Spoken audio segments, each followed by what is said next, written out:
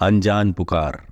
मेरा नाम अजीत है और ये मेरे जिंदगी की वास्तविक घटना है जो मेरे साथ मेरे स्कूल के दिनों में घटी थी। मैं एक गांव में रहता था और रोजाना सुंदरगढ़ में स्कूल जाता था।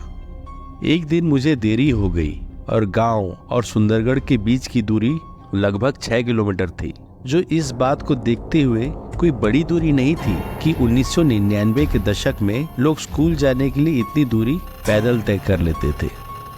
शाम भी काफी हो चुकी थी और लगभग शाम के 7:30 बजे थे। मैं धीरे धीरे अपने गांव की ओर बढ़ने लगा।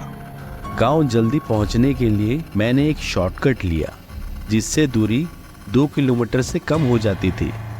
रास्ते में एक कब्रिस्तान था और चूंकि मैं दिन के समय अपने दोस्तों के साथ कई बार उस कब्रिस्तान के पास से गुजर चुका था, इसलिए मैं इतना परेशान नहीं था।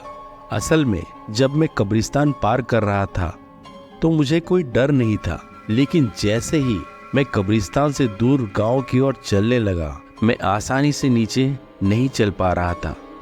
ऐसा लग रहा था मानो कोई चीज मेरी गति को रोकने की कोशिश कर रही हो, लेकिन फिर भी बड़ी मुश्किल से मैं थोड़ी धीमी ही सही चलने लगा। अचानक मुझे अपने पीछे से चमेली की खुशबू आती हुई महसूस हुई। पीछे मुड़कर देखने की मुझ में हिम्मत नहीं हुई। मुझे किसी स्त्री के पायल की लगातार आवाज भी आ रही थी, मानो कोई स्त्री मेरे पीछे आ रही हो। तभी अचानक पीछे से एक प्यारी स्त्री की आवाज भी आ रही थी जो मुझे बुला रही थी, अजीत कृपया रुको, पीछे देखो और मेरी सुंदरता को देखो। इस स्त्री की आवाज मुझे लगातार बुला रही थी। पायल की आवाज भी बंद नहीं हो रही थी और चमेली की खुशबू भी आ रही थी। पल पल मेरी चाल धीमी होती जा रही थी, लेकिन मुझे पीछे मुड़कर देखने की हिम्मत नहीं हुई। फिर मैंने हनुमान चालीसा का पाठ करना शुरू किया और गांव की ओर चलने लगा। हालांकि खुशबू, पायल की आवाज और स्त्री की पुकार बंद नहीं हुई, फिर भी मैंने अनुभव किया कि मैं धीरे धीरे चलने के बावजूद सामान्य रूप से चलने में सक्षम नहीं था। आमतौर पर कब्रिस्तान से गांव तक पहुंचने में करीब 15 से 20 मिनट लगते हैं, लेकिन मुझे गांव पहुंचने में 1 घंटे से भी ज्यादा समय लग गया।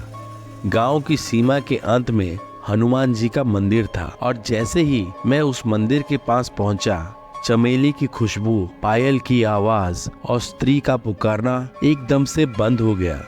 मेरे चलने की गति भी अपनी सामान्य गति पर आ गई थी। मैं अपने घर की ओर भागने लगा और दरवाजा खटखटाने के बाद गिरकर बेहोश हो गया। लगभग 2 सप्ताह तक मुझे बहुत तेज बुखार था और इस घटना के डर से बाहर आने में भी मुझे कई महीने लग गए। कई वर्षों बाद भी उस डरावनी घटना का खौफ मेरे चेहरे में आज भी दिखता है।